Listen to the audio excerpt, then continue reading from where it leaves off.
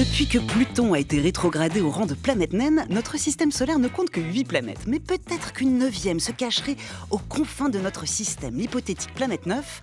Où en sommes-nous dans cette traque ?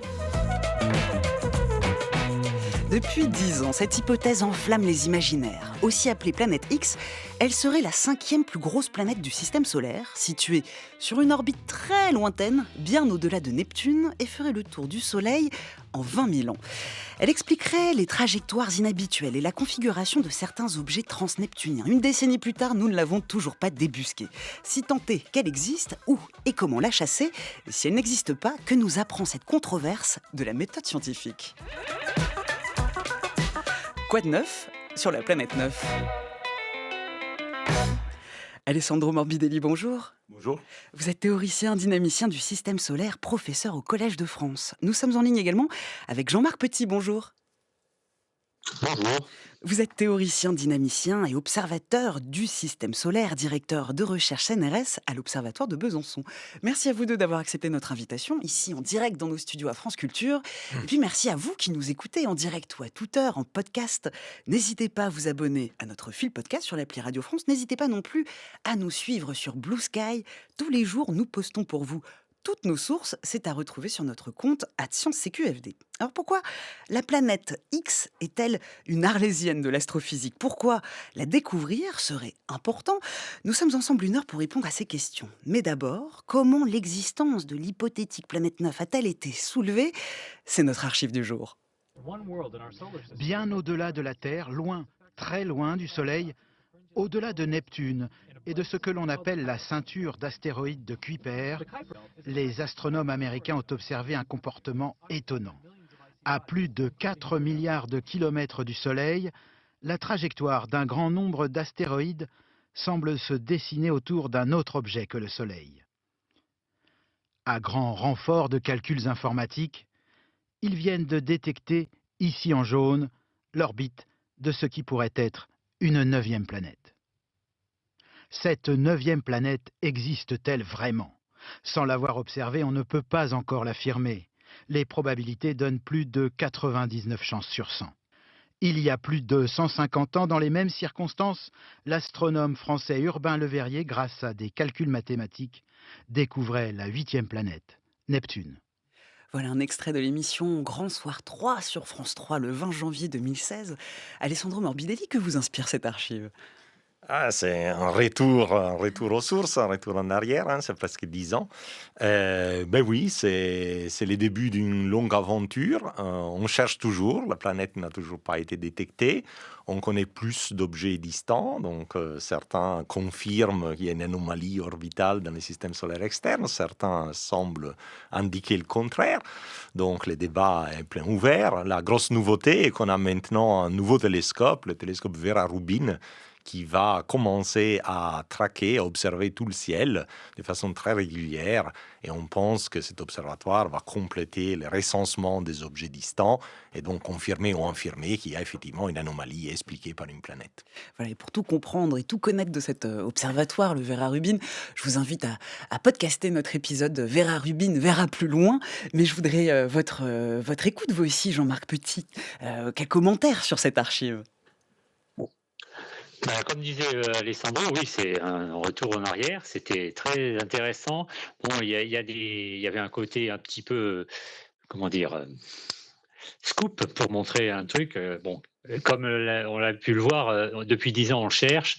On n'est pas encore d'accord sur la possibilité qu'effectivement ça existe ou pas. Vera Rubin devrait nous apporter une bonne pierre à l'édifice parce qu'effectivement il va avoir un relevé qui va observer l'ensemble du ciel, une bonne partie de l'ensemble du ciel, contrairement aux observations actuelles qui sont plutôt dédiées dans certaines zones. Mais on verra bien ce que ça va nous donner. Hein. Voilà. Alors pour comprendre en tout cas l'histoire de cette traque qui dure depuis bientôt 10 ans, Alessandro Morbidelli, il faut peut-être revenir sur plusieurs découvertes qui sont à l'origine de la formulation de cette hypothèse. Et on l'entendait dans cette archive, on évoquait la ceinture de Kuiper. Ça, c'est une découverte qui a été faite en 92. C'est situé au-delà de l'orbite de Neptune. Quelle est justement l'importance de cette ceinture dans l'histoire de l'hypothèse de la planète 9 ? Oui, bien sûr, les capitales. Donc, la ceinture de Kuiper a une population de petits corps, un peu analogue à la ceinture des astéroïdes, mais la ceinture des astéroïdes se trouve entre Mars et Jupiter. La ceinture de Kuiper se trouve au-delà de Neptune. Cette ceinture avait été hypothisée parce que on reçoit des comètes qui viennent du système solaire externe, donc il fallait un réservoir, une source de ces objets, mais elle n'avait jamais été observée. Jusqu'en 1992, le seul objet plus loin de Neptune qu'on connaissait, c'était Pluton. Pluton fut découvert en 1930, c'était une sorte d'exception, d'où son statut planète. Mais à partir de 1992, plusieurs objets au-delà de Neptune ont été découverts. C'était vraiment la ceinture de Kuiper, assez différente de celle qu'on avait imaginée auparavant, ce qui a montré que l'exceptionnalité de Pluton n'existait pas, en fait, que Pluton était un objet parmi d'autres, certes un des plus gros, mais même pas le plus gros. Alors, cette ceinture est très intéressante parce qu'on se trouve au-delà des planètes. Donc, on devrait retrouver là les vestiges du disque protoplanétaire à partir duquel tous les objets du système solaire se sont formés. Et la grande surprise a été que, en fait, la ceinture de Kuiper est très élaborée, elle est très compliquée. Donc, elle a subi des perturbations très fortes par les planètes connues lors de leur formation, évolution, et peut-être aussi par une hypothétique planète dont on va parler. Donc, il y a plusieurs composantes dans cette ceinture. Il y a une ceinture qu'on appelle plutôt classique, donc elle est faite d'objets qui ont des orbites à peu près circulaires au-delà de Neptune, entre 40 et 45 unités astronomiques. Et l'unité astronomique, la distance Terre-Soleil, Neptune a 30 unités astronomiques, donc on se trouve bien une fois et demie la distance de Neptune du Soleil.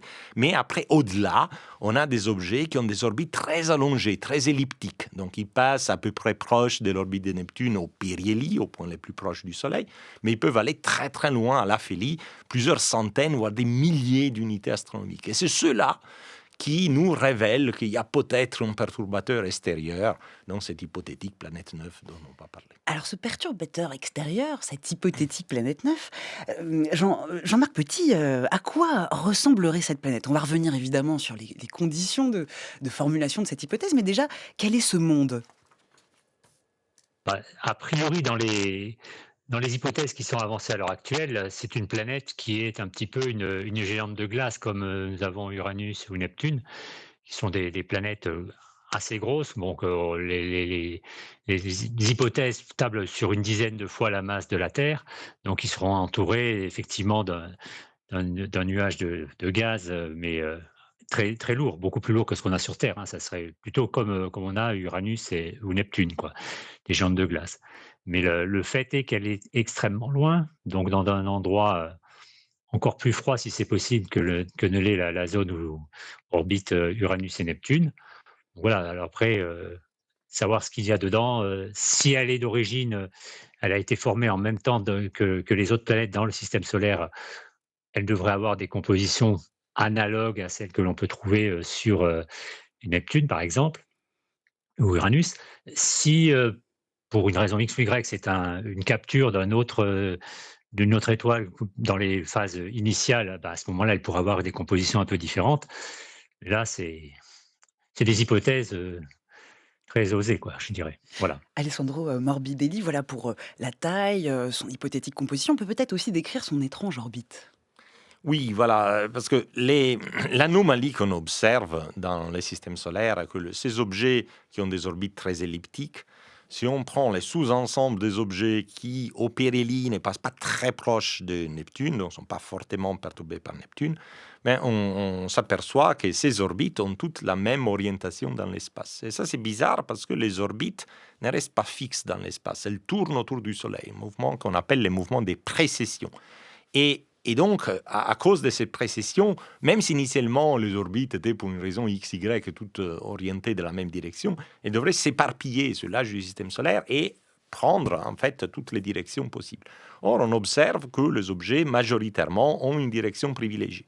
Donc, il faut quelque chose, si c'est vrai, si ce n'est pas dû au débit observationnel ou simplement à la statistique des petits nombres, c'est dont on va discuter, parce que c'est ça la vraie question scientifique, mais si c'est vrai, ben forcément, il faut quelque chose, il faut une force qui bloque la précession de ces objets, les empêche d'être en précession, ou alors d'être tous en précession au même taux.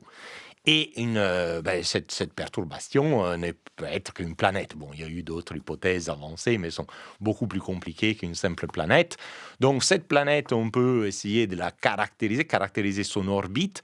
Donc on dirait que c'est plutôt une planète de l'ordre de 5 masses terrestres, sur une orbite qui aurait un demi-grand axe de presque 1000 unités astronomiques, une période, comme vous avez dit, de 20 à 30 000 ans, sur une orbite plutôt inclinée, 20-30 degrés, avec une certaine orientation qui permet de verrouiller la précision des objets observés. Évidemment, ce sont des estimations pas très précises, donc on a des probabilités de distribution. En fait, les pics des probabilités de distribution en fait, tombent sur une orbite qui est exclue, parce que si la planète était sur une telle orbite, on verrait ces perturbations sur les mouvements de Saturne, qu'on connaît pertinemment bien, parce que la sonde Cassini a tourné autour de Saturne pendant 12 ans, et nous a permis donc de caractériser la position de Saturne avec la précision un mètre, c'est incroyable, sur une période de 12 ans. Eh bien, on ne voit pas d'anomalie gravitationnelle sur Saturne. Donc, il faut que cette planète, c'est les travaux d'Agnès Fienga et Jacques Lascar et d'autres collaborateurs, à eux, ont montré que la planète aujourd'hui ne peut pas être plus près que 600 unités astronomiques du Soleil. Autrement, on aurait détecté ces perturbations sur Saturne. En tout cas, les anomalies gravitationnelles que l'on croit observer, ils sont parmi les objets les plus lointains dans le système solaire. On les appelle les OTNE, pour les objets transneptuniens extrêmes. Première découverte en 2003 avec SEDNA. Jean-Marc Petit, ce sont ces objets-là, 13 objets transneptuniens extrêmes, qui permettent aux trackers de Planète 9, les trackers c'est Brown et Batygin, c'est ces objets-là qui permettent justement la formulation de cette hypothèse. Oui, parce que, comme le disait Alessandro, les, ces objets-là, ils n'ont aucune raison d'être orientés dans la même façon dans le ciel, dans l'espace. Et il se trouve que les 13 objets en question ont une direction privilégiée de l'orientation de leur demi-grand axe, donc de leur passage au péricentre, ou donc au plus proche du Soleil, ou à l'aphélie.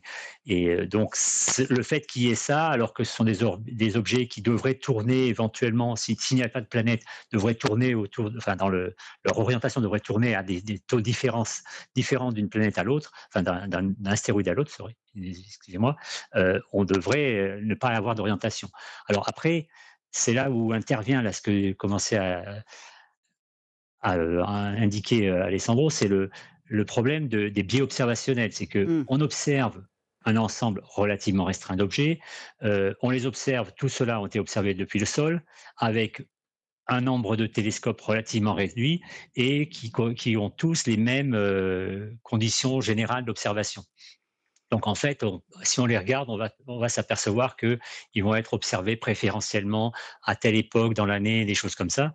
Ce qui fait que ça laisse planer un doute sur des possibles biais observationnels. Alors un biais observationnel pour les auditeurs, si vous vous mettez dans votre rue et vous essayez de dire, tiens, je vais essayer de déterminer quel est l'ensemble des voitures ou des véhicules qui existent, qui roulent en France, par exemple, et vous vous mettez dans votre rue et vous regardez ce qui passe dans votre rue, vous allez avoir une représentation très restreinte de ce qui existe réellement, du nombre de véhicules et du type de véhicules que vous pouvez avoir en France. Parce que vous allez voir, si vous êtes en ville, vous ne verrez peut-être pas passer de camions, vous ne verrez peut-être pas beaucoup de 4x4, vous verrez peut-être, suivant dans quelle ville vous habitez, si vous habitez à Genève, vous avez des chances d'avoir beaucoup de voitures de luxe. Si vous habitez dans un village retiré, vous verrez peut-être plus des voitures un peu plus vieilles, et puis prévues pour aller se balader en forêt. Vous voyez, la façon dont on observe et l'endroit d'où on observe va influencer sur ce que vous voyez. Et c'est exactement ce qui se passe pour ces objets-là. On est là et on voit des choses. Alors après, on peut essayer de comprendre comment on a fait nos observations et essayer de voir si on peut, en quelque sorte, inverser ces biais observationnels pour dire, bon, ben ouais, on a vu ça, mais peut-être qu'on a raté, on sait que préférentiellement, on va rater certaines choses et puis voir préférentiellement d'autres. Donc, essayer d'inverser ce phénomène. Mais c'est pas évident. Il y a 2 études qui ont été faites, une par l'équipe dans laquelle je participe, et une autre par, une autre équipe avec un autre télescope et une autre caméra, où on a essayé de vraiment bien comprendre tous les biais observationnels. Et quand on fait ce travail-là, on n'a plus besoin, on en vient à la conclusion qu'il est tout à fait possible d'avoir les observations que l'on a, même si au départ, les objets sont distribués uniformément. c'est-à-dire dans toutes les directions. Alors, avec une faible probabilité, mais c'est possible. Contrairement à ce que T.J. Brown a affirmé, disant que oui, oui, bah, si on a cette orientation, c'est vraiment quelque chose d'extrêmement fiable, parce qu'ils n'ont pas pris en compte les biais observationnels. Mais Voilà. justement, comment s'est construit cette controverse scientifique? Quels sont les arguments contre? On continue d'en discuter dans quelques instants.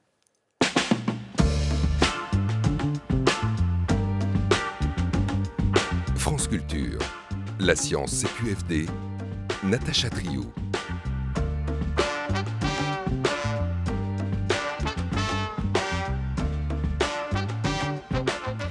En direct sur France Culture avec Alessandro Morbidelli et Jean-Marc Petit, nous parlons de l'hypothèse de la planète 9. On vient de voir qu'une poignée d'objets du système solaire externe semble avoir d'étranges orbites. Des orbites que l'on parvient à expliquer lorsqu'on ajoute une force cachée pour les guider gravitationnellement. Cette force cachée pourrait être une 9e planète, encore inconnue jusqu'alors.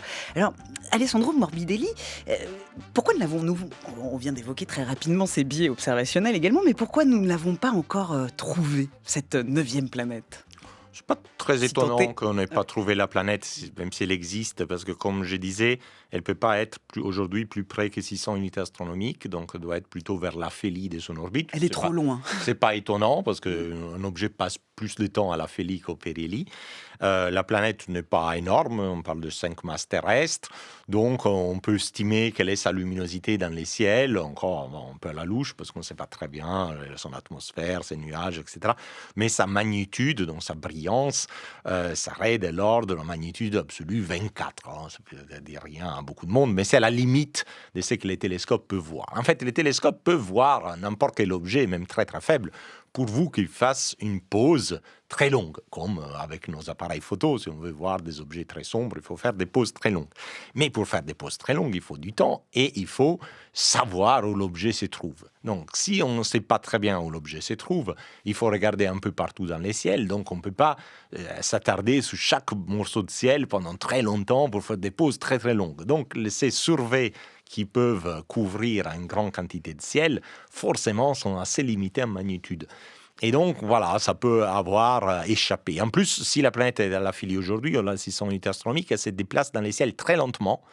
Elle aurait dû donc pu apparaître comme une étoile fixe. Donc, elle pourrait même exister déjà sur des clichés, mais jamais été détectée comme un objet mobile. Alors, l'histoire nous enseigne, ça arrive. Galilée avait vu Uranus en regardant Saturne. Et il a pris pour une étoile fixe. Il a même écrit sur son papier étoile fixe. Et bon, voilà, l'histoire a découvert après Uranus des siècles plus tard. Voilà, quand les objets se déplacent lentement, c'est très difficile de détecter leur déplacement. Maintenant, l'observatoire Vera Rubin a été conçu, la stratégie observationnelle a été conçue de façon de pouvoir détecter des objets qui se déplacent très lentement. Donc, Vera Rubin pourrait détecter la planète, mais peut-être pas. Elle pourrait même s'échapper à Vera Rubin. Mais Vera Rubin permettra de résoudre tous ces problèmes des biais observationnels, des statistiques de petits nombres dont on a commencé à discuter, en découvrant davantage d'objets avec une stratégie solide et rigoureuse pour lesquels les biais observationnels seront parfaitement modélisables. C'est ça, Jean-Marc Petit, c'est que là, cette planète 9, on est capable de trouver des milliers d'exoplanètes situées en dehors du système solaire. Si on y arrive, c'est parce qu'on sait exactement où regarder, ce qui n'est pas le cas dans l'histoire de cette planète X. Oui, effectivement, les exoplanètes, en fait, on cherche autour des étoiles. Donc, on va regarder ce qui se passe sur les étoiles et on va découvrir qu'il y a quelque chose. Ici, en fait, la planète, elle peut se trouver n'importe où autour du Soleil. Alors, comme le disait Alessandro, on a une idée du type d'orbite qu'elle peut avoir. Donc, on sait dans quelle région regarder, mais pour l'instant, on n'a pas encore trouvé de moyen de préciser à quel endroit exactement sur l'orbite elle devrait se trouver. Si on arrive si on savait par exemple où est son péricentre, son apocentre, donc son aphélie, pardon, on pourrait effectivement pointer le télescope dans cette direction-là et on aurait peut-être réduit la surface à explorer. Mais là, en fait, on devrait étudier quasiment viser dans toutes les directions autour du Soleil. Et c'est là que ça pose un problème. Comme je le disais, c'est une question de surface à se couvrir et on a un certain temps limite. On ne peut pas y passer un temps trop long à chaque fois. Et en plus, il faut effectivement être capable de détecter qu'il y a un mouvement, donc être capable de revenir sur le même endroit pour faire une autre photo pour voir que un objet s'est déplacé alors que le reste est au même endroit. Bon, c'est un petit peu compliqué. Si l'objet est très lent et qu'on le regarde à des intervalles trop courts, on ne va pas voir le mouvement, donc on va dire ah ben, c'est une étoile fixe. Si on attend trop, il va être trop déplacé, on ne va pas être capable de le relier à la précédente image. Enfin, il y a tout ce genre de choses qui est un petit peu problématique. Et ça demanderait un relevé, spécifique si on voulait vraiment le trouver à coup sûr. Bah, maintenant, comme on l'a dit, hein, Vera Rubin va observer une fraction non négligeable de tout le ciel. Si on a la chance que la planète en question soit en ce moment plutôt dans la partie, sud de notre ciel, et pour être vue par, Vera Rubin. Si par malheur, la planète se trouve plutôt dans le nord, là, on ne pourra pas le voir puisque le Vera Rubin ne va pas trop monter vers le nord. Il va aller faire, principalement l'hémisphère sud. Donc, oui, et puis alors si par hasard, il se trouve qu'en ce moment la planète est dans la direction de la Voie lactée, là on est complètement saturé par les étoiles et on a beaucoup de mal à voir un petit point, extrêmement faible de magnitude 24, donc c'est quelque chose de très, très faible, qui se déplace au milieu d'étoiles. Donc on est toujours dans le glaire, enfin dans la brillance d'une étoile et Mmh. on ne peut pas les voir. On peut Et être c'est ce genre de choses. ébloui par, une étoile en Exactement, arrière-plan. par les étoiles. Mais alors par rapport, justement aux arguments contre, parmi les astronomes qui ne croient pas à l'existence, de cette, planète 9, on a ceux donc qui disent, on vient d'en parler, hein, qu'il y a des biais observationnels et que donc l'alignement observé n'existe pas réellement, Alessandro Morbidelli. Oui, oui, ça c'est la seule alternative. Donc, s'il y a alignement orbital, comme je dis, bon, il faut qu'il y ait planète, et je pense qu'il n'y a pas trop de débat là-dessus. Mais la question véritable, est-ce que cet alignement orbital est réel ou pas? Donc, ça peut être dû à une statistique des petits nombres, vous l'avez dit, c'est 13 objets qui sont en jeu, etc. Et au biais observationnel, ces objets sont découverts quand ils passent au périhélie. Si les observateurs regardent plutôt dans une direction du ciel, ben forcément, tous les objets qu'on observe au périhélie seront dans cette portion du ciel.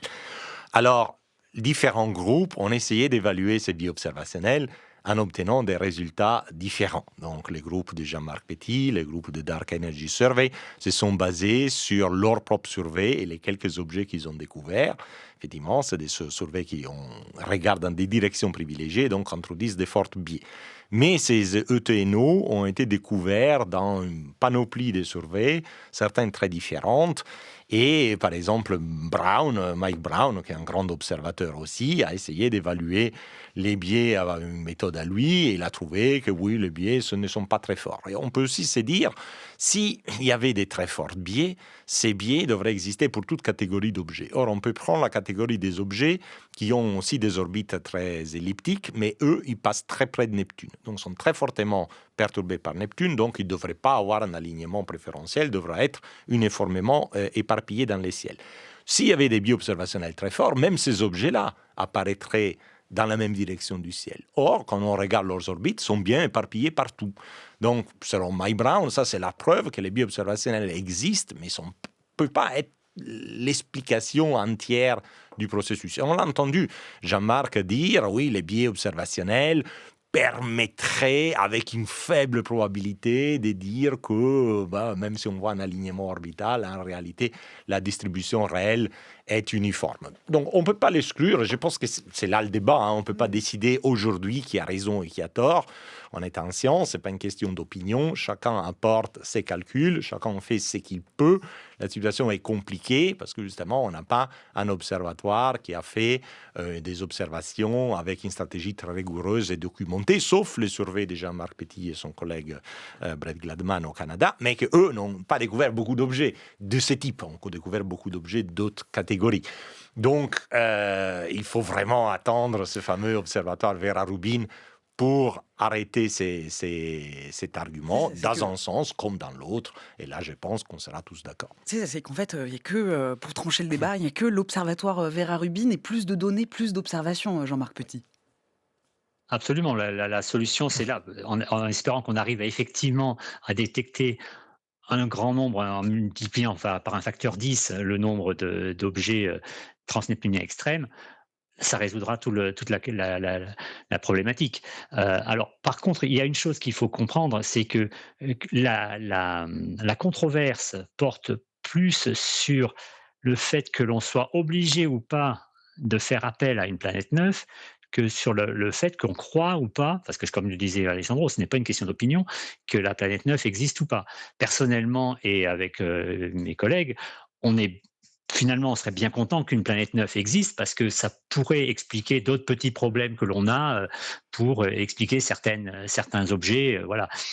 Mais voilà, nous, on essaie d'être rigoureux à partir de nos observations, de dire, OK, est-ce que nos observations, elles nous indiquent qu'il faut quelque chose ou pas? Et pour Mmh. l'instant, on n'arrive pas à être à ce niveau-là de certitude, c'est tout. Oui, mais Donc on ne va pas justement, dire, il y a une planète neuve parce on pourrait s'en passer. Mais dès qu'on pourra plus s'en passer, on sera très content de l'avoir. justement, Alessandro Morbidelli, que pourrait, justifier, expliquer, la planète 9 comme, autre anomalie observée? Voilà, la planète 9, donc on a étudié tous ces effets possibles sur tous les objets du système solaire. Elle peut expliquer d'autres bizarreries qu'on a observées dans le système solaire. Il y a des objets dont l'orbite est perpendiculaire aux orbites des planètes. Elle croise l'orbite des planètes géantes avec une orbite perpendiculaire à celle des planètes géantes elles-mêmes. Alors, ces objets-là pourraient venir du nuage de Oort. C'est un autre réservoir des comètes, très loin, encore plus loin de l'hypothétique planète 9. Lui, il se trouve à 20 000 unités astronomiques. C'est un réservoir en forme de sphère, donc les objets arrivent de toutes les directions, y compris sur des orbites rétrogrades. Mais selon certains calculs, voilà, les nuages de Oort ne devraient pas être une source suffisante d'objets observés. Les objets qu'on observe sont relativement gros et assez nombreux, donc effectivement, il pourrait y en avoir trop, ce qui nécessite une autre source. Un d'eux, d'ailleurs, les premiers ont été découverts par l'équipe de Jean-Marc Petit. Et la planète 9, à cause de ces perturbations, dévie beaucoup les orbites des TNO extrêmes et peut envoyer certains sur ces orbites perpendiculaires. Bon, ça c'est une possibilité. Une autre observation, c'est un travail que nous avons fait, Constantin Batygin, moi-même et David Nesvorny, sur la distribution des distances périhéliques des objets sur orbite elliptique. Et nous avons montré que sans la planète 9, la plupart de ces orbites ont une distance périhélique de l'ordre de la distance de Neptune au Soleil, 30 unités astronomiques, mais avec la planète 9, il devrait y avoir beaucoup d'objets qui ont des distances périhéliques plus petites et croisent l'orbite de Neptune. Or, ces objets sont bien observés. Et nous avons montré que la distribution observée est beaucoup mieux reproduite si on prend en compte une hypothétique planète 9 que si on ne la prend pas en compte. Mais là aussi, il y a une question des bioobservationnels qui sont plus facilement modélisables que les bioobservationnels pour les TNO extrêmes. Mais bon, ils sont quand même là. Donc nous avons fait les mieux que nous pouvions. Et bon, le futur dira. Ouais, donc j'aime bien les et si le futur observatoire Vera Rubin ne trouve rien, pas de planète neuve, pas d'alignement orbital, c'est-à-dire qu'il va quand même falloir expliquer toutes ces anomalies qu'on observe, Alessandro Morbidelli. Oui, oui, c'est ça. Donc, si Vera Rubin montre que il n'y a pas d'anomalie dans la direction des orbites des TNO extrêmes, bon, il n'y a pas vraiment raison d'invoquer l'existence d'une planète. Mais du coup, comment s'expliquent les autres orbites avec périhélie, petit périhélie ou inclinaison de 90 degrés? Il faudra revoir un peu notre modèle du système solaire, du nuage de Oort, d'évolution de ces objets pour expliquer précisément toutes les caractéristiques observées. Et à l'inverse, s'il y a vraiment un alignement orbital, ça ne peut s'expliquer que par la planète neuve, pas par autre chose, il n'y a pas d'autres hypothèses plus Il y a probables, des hypothèses, mais elles sont vraiment un peu... farfelues? oui, un peu farfelues. Par exemple, une hypothèse qui est mini-trou noir. Mais finalement, c'est la même chose. C'est qu'on veut, c'est un perturbateur ponctuel. On peut l'appeler planète, on peut l'appeler mini-trou noir. Un mini-trou noir 5 masses terrestres, on ne sait même pas s'il existe. Il n'a jamais été observé. Donc pourquoi aller chercher compliqué quand l'hypothèse de la planète est relativement simple? On peut aussi s'imaginer qu'il y a un anneau de matière. Un anneau de matière très dense. Mais bon, là aussi, vous croyez un anneau de matière très loin, avec certaines caractéristiques.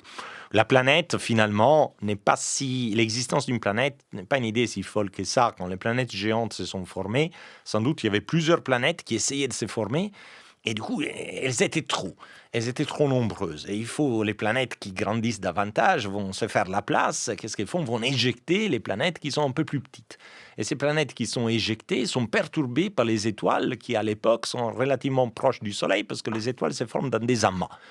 Avec un collègue brésilien, un professeur au Texas, nous avons montré que dans un système, dans nos simulations de formation des planètes géantes, on éjecte plusieurs planètes. Chaque planète éjectée a une probabilité d'environ 10% d'être capturée sur une orbite comme celle de la planète 9. On en éjecte 2 ou 3. Donc finalement, la probabilité qu'il y ait une planète comme la planète 9 est de l'ordre de 30% pour les systèmes solaires.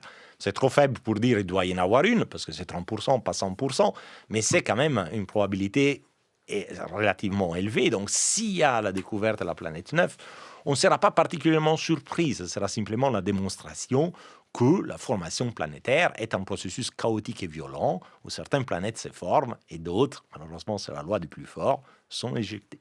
Et ça, vous êtes en train justement de commencer à nous décrire votre modèle, le modèle de Nice, scénario que vous avez développé en 2005 à l'Observatoire de la Côte d'Azur à Nice. Que nous raconte ce scénario? Restez avec nous.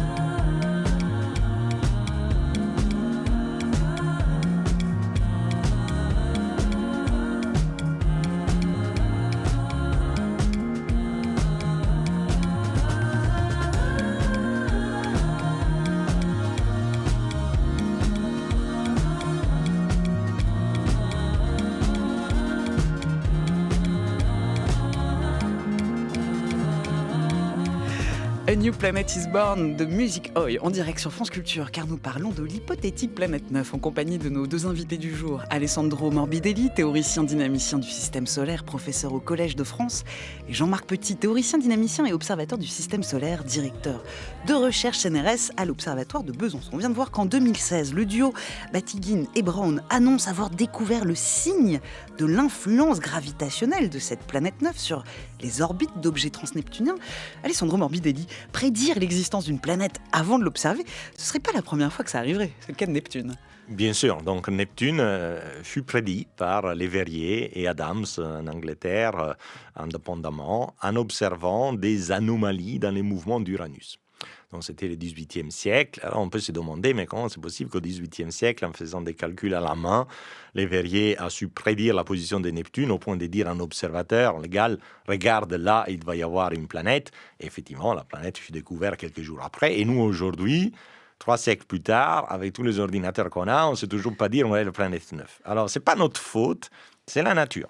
La perturbation observée du mouvement d'Uranus dépend pas seulement de l'orbite sur laquelle Neptune se trouve, mais aussi d'où se trouve Neptune sur son orbite. Et donc, on peut calculer où les regarder dans les ciels, moyennant quelques suppositions, que les orbites soient coplanaires, etc. Mais les perturbations exercées par la planète 9 qu'on détecte dans ces fameux alignements orbitaux, elles dépendent seulement de la forme de l'orbite de la planète et pas d'où se trouve la planète sur son orbite. C'est ce qu'on appelle des perturbations séculaires. Et donc, nous n'avons aucune information d'où se trouve la planète sur son orbite, à part le fait qu'aujourd'hui, elle n'est pas plus près que 600 unités astronomiques, comme l'a montré Agnès Fienga. Donc, on a une grosse incertitude d'où regarder, et vu que la planète est très faible, elle se déplace lentement, donc c'est très difficile de la détecter, malheureusement. Ça n'a pas encore été le cas. En tout cas, est-ce que, autre chose, dont on peut revenir, enfin, on peut revenir ensemble là-dessus, Jean-Marc Petit, sur, cette, hypothétique, planète 9, c'est que les alignements, qu'on croit donc observer, seraient faits en fait d'une planète 9, d'une cinquième planète, géante, mais ce seraient les traces du passé qui auraient eu lieu, il y a 4 milliards d'années. Oui, effectivement, bah, comme on le disait précédemment, le système solaire s'est pas formé juste avec 4 planètes géantes, 4 planètes telluriques et puis rien autour avec quelques petits corps. En fait, il y a énormément de matière, on crée des planètes et puis ben, comme on l'a dit, les planètes, c'est la première qui grossit le plus vite et puis elle essaie de prendre la matière aux autres et puis les autres ont grossi ou plus ou moins et puis à un moment donné, il y a plus de place, on en éjecte et donc les modèles à l'heure actuelle qui prédisent qu'effectivement il y a eu l'éjection d'au moins une planète, peut-être plusieurs, chacune, bon, ben, à ce moment-là, avec une certaine probabilité de se retrouver, sur des orbites type, planète 9 si effectivement, à ce moment-là, la densité d'étoiles aux alentours du soleil était encore assez élevée et mais on a d'autres indices aussi qui laissent supposer que cette idée d'éjecter une planète peut être vu sur d'autres effets. Par exemple, si on regarde la ceinture de Kuiper, ce qu'on appelle la ceinture classique froide, c'est-à-dire les objets qui se sont formés, dans le plan du système solaire, à l'endroit où ils sont, c'est-à-dire entre 40 et 50 unités astronomiques à l'heure actuelle. Là, c'est une certaine catégorie d'objets qui, a priori, se sont formés là. On voit des surdensités dans l'espace des phases, c'est-à-dire localement, si on regarde dans le ciel, on ne verra pas une surdensité, mais dans l'espace des phases, dans l'espace des demi-grands axes, excentricité, comme ça, et inclinaison, on voit une surdensité et qui peut être expliquée si l'orbite de Neptune a subi une évolution brutale à un moment donné. C'est-à-dire qu'elle sait pas, la- Neptune n'a pas sauté d'un endroit à un autre, mais son demi-grand axe, la forme de son orbite a brutalement changé un petit peu à un moment donné. Et ça s'explique très bien si vous éjectez une planète. Il y a une interaction entre Uranus, Neptune et cette cinquième planète. Et puis à un moment donné, la cinquième planète est éjectée. Dans cet effet-là, Neptune a un changement assez brutal de son orbite et ça va laisser une marque dans la ceinture de Kuiper que l'on pourrait voir à l'heure actuelle. Voilà, ça fait partie des choses que l'on arrive Mmh. à imaginer en se basant sur les mouvements tels qu'on les connaît, basés sur Mmh. les lois de la gravitation connues, quoi. Voilà. Ça me fait penser à cette citation que j'aime bien de vous, Alessandro Morbidelli, «Les théoriciens sont des archéologues du cosmos, les planétologues sont des archéologues du système solaire» et c'est ce que vous montrez dans le modèle de Nice en 2005. C'est que pendant longtemps, on a cru, voilà, que les planètes restaient, sagement à l'endroit de leur formation et qu'en réalité, on sait aujourd'hui qu'une planète grandit, plus elle grandit, plus elle migre facilement et vous décrivez ce jeu de billard cosmique. Oui, oui, les planètes, c'est Jeu de une billard ancienne... planétaire pour être plus précis d'ailleurs. C'est une ancienne légende que les planètes se forment sur leur orbite quand on n'avait pas d'autres indices. Bon, voilà, il faut toujours supposer simple, hein, c'est le principe du rasoir d'Occam. Mais aujourd'hui, on sait que les planètes géantes se forment dans un disque protoplanétaire de gaz, qui interagissent avec ces disques, ce qui les amène à se déplacer, à migrer, comme on dit. Elles migrent aussi les unes par rapport aux autres, jusqu'à quand elles se verrouillent sur ce qu'on appelle une chaîne de résonance, où chaque planète a une période orbitale qui a un rapport de nombre entier avec les planètes voisines. Or, ces orbites sont très différentes des orbites que les planètes ont aujourd'hui. Donc, les modèles de Nice montrent que la disparition du gaz, après avoir accumulé un peu de perturbations, les planètes deviennent instables et leur orbite change soudainement. Et c'est ainsi qu'on peut reconstruire les orbites actuelles des planètes géantes avec leur petite excentricité, leur petite inclinaison, et aussi expliquer les structures observées dans la ceinture de Kuiper, notamment ces fameux amas, les kernels, qui a été découvert observationnellement par Jean-Marc Petit et son équipe, et qui est vraiment témoin de ce saut orbital de Neptune, donc qui est la preuve d'une phase de chaos, d'instabilité, comme celle décrite par les modèles de Nice, qui explique aussi la capture de satellites irréguliers autour des planètes géantes, la capture des troyens autour de Neptune, sur l'orbite de Neptune et l'orbite de Jupiter, la formation du nuage de Oort, et ainsi de suite. La planète 9, quand même, devrait pas trop venir du modèle de Nice, parce que je pense que quand l'instabilité des planètes géantes s'est matérialisée, les soleils n'étaient plus dans un amas stellaire. Or, il faut un amas stellaire pour capturer la planète 9 sur une orbite d'un millier d'unités astronomiques. Mais si on avait été dans un amas stellaire au moment de la formation au moment de l'instabilité décrite par les modèles de Nice, on n'aurait pas formé les nuages de Oort. Donc, à mon avis, il s'agit d'un processus à 2 étapes. L'éjection de la planète neuve aurait lieu pendant les mécanismes de croissance des planètes géantes, notamment d'Uranus et Neptune. Donc, on est encore dans une phase très précoce, dans un disque protoplanétaire, et le Soleil est encore dans un amas stellaire. Et les modèles de Nice, par contre, décrivent ce qui se passe plus tard, une fois que le Soleil est sorti de son amas et le disque protoplanétaire de gaz a disparu. Donc, en effet, sur 2 étapes pour expliquer la structure actuelle du système solaire externe. On continue de s'intéresser à notre système solaire et à ses confins, et notamment aux objets transneptuniens, avec le reportage du jour. Alors peut-être qu'un jour, nous découvrirons cette fameuse planète neuve. Mais en attendant, l'analyse des objets transneptuniens qui ont permis de mettre cette hypothèse sur la table nous aide à mieux comprendre l'histoire de notre système solaire, et leur étude fait progresser l'astrophysique. On continue d'en parler avec vous, Loïc Dutoit. Bonjour. Bonjour Natacha. Un grand nombre d'objets au-delà de Neptune ont probablement des anneaux, comme ceux de Saturne ou d'Uranus. Et vous êtes allé voir comment on explique ces anneaux à l'Observatoire de Paris. Oui, on en connaît déjà au moins 3 de ces petits corps célestes qui ont des anneaux. Mais il y a des raisons de penser qu'il y en aurait beaucoup plus. Si on extrapole à partir de ce qu'on sait, il pourrait y en avoir des centaines même. Ces objets de la ceinture de Kuiper nous informent sur la formation du système solaire grâce à leur glace primordiale ou à leur trajectoire qui est héritée de cette formation. Mais ils nous rappellent aussi que notre imagination est limitée. Car si cette découverte que les petits corps peuvent avoir des anneaux a été une surprise, c'est tout simplement qu'aucun astronome n'avait étudié la question auparavant.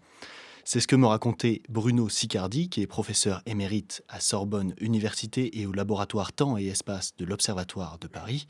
Et maintenant que nous avons observé ces anneaux, il est l'heure de les étudier. C'est ce que fait cet astrophysicien à l'aide de simulations numériques.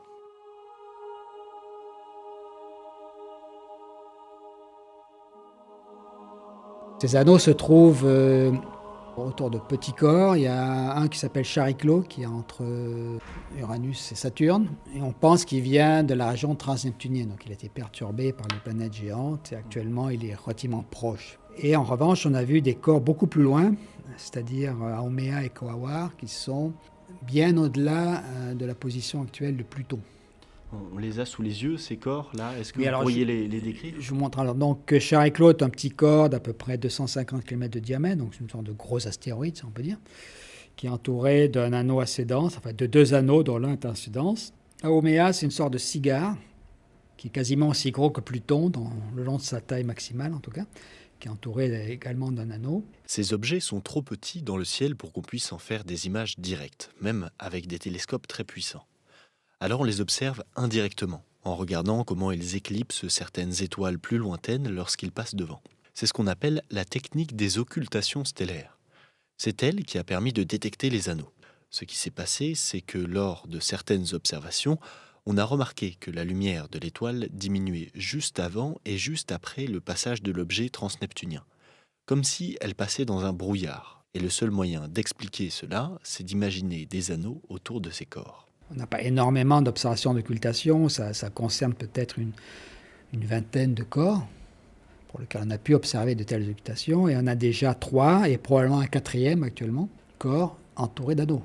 Donc, comment s'appelle le 4e ? Chiron, c'est un corps qui ressemble à Chariclo, qui est orbite également au milieu des planètes géantes, Jupiter, Saturne et Uranus, et qui lui a des anneaux, mais qui semblent apparaître, à disparaître, qui ne sont pas permanents. Quoi qu'il en soit, il y a du matériau sous forme d'anneaux.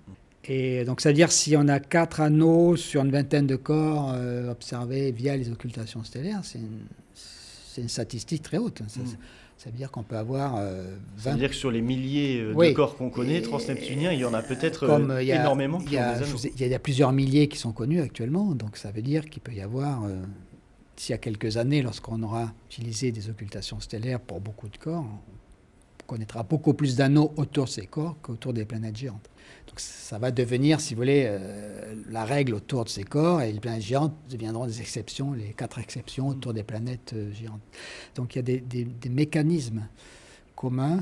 En particulier, il se trouve que ces 3 anneaux confirmés, plus le 4e aussi, mais disons ce qu'on a vraiment étudié pour l'instant, Quaoar, Haumea et Chariclo, ils orbitent de telle manière qu'une particule de l'anneau fait un tour autour du corps central, lorsque le corps central lui-même fait 3 tours. Donc c'est ce qu'on appelle une résonance 1/3. le fait que sur les 3 anneaux étudiés pour l'instant, les 3 soient à cette résonance 1 sur 3, ça veut dire que c'est soit un hasard, soit la nature, de nouveau, est en train d'essayer de nous dire quelque chose. Pour qu'il y ait une résonance, dans notre cas le fait que les particules de ces anneaux tournent 3 fois moins vite que le corps central, il faut que l'objet céleste soit dissymétrique, c'est-à-dire qu'il ne soit pas parfaitement sphérique avec une masse répartie uniformément, mais plutôt qu'il ait par endroits des protubérances. Pour mieux comprendre ces anneaux, Bruno Siccardi et ses collègues ont fait des simulations. Ils prennent une sphère qui fait à peu près la masse d'un objet transneptunien et ils ajoutent une immense montagne dessus. C'est cette fameuse protubérance qui va créer des perturbations gravitationnelles et peut entraîner une résonance. Enfin, ils mettent des milliers de petites particules autour de ce corps, puis ils regardent ce qui se passe à mesure que ces dernières tournent autour de l'objet. Donc il y a 40 000 particules qui sont en excentricité nulle. Donc c'est 40 000 tout petits points là. C'est 40 000 jaunes. particules de 25 mètres de diamètre, de rayons qui sont en train de rentrer en collision les unes avec les autres.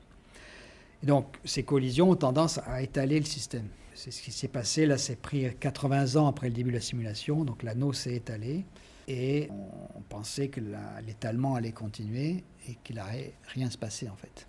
Mais à un moment donné, la résonance commence à agir, donc il faut plusieurs dizaines d'années, et à ce moment-là on voit que la résonance va exciter l'excentricité des particules et surtout ramasser tout le matériau qui se disperse sur 10-20 km autour de la résonance. Donc, petit à petit, il se concentre au niveau de. Et de petit cette à période petit, sur la résonance va ramasser, si on peut dire, toutes ces particules étalées, et un petit peu comme si on avait un balai, si vous voulez. Donc on balaye les particules extérieures vers l'intérieur, les particules intérieures vers l'extérieur, et on fait que finalement, Et tout se retrouve au même endroit, c'est ce qui forme l'anneau.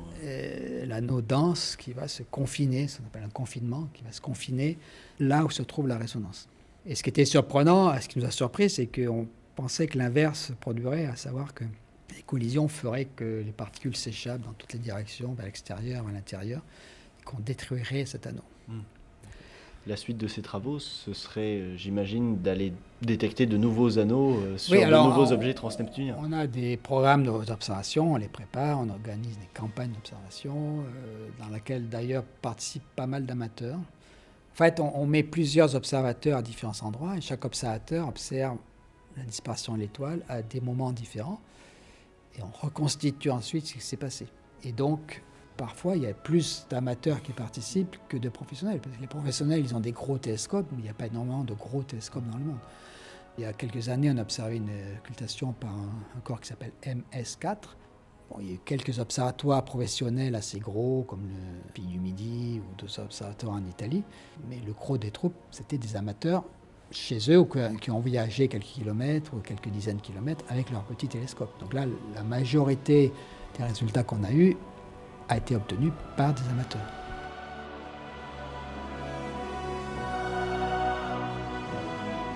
Merci Loïc Dutoit. Nos reportages loin du studio pour écouter la science en train de se fabriquer.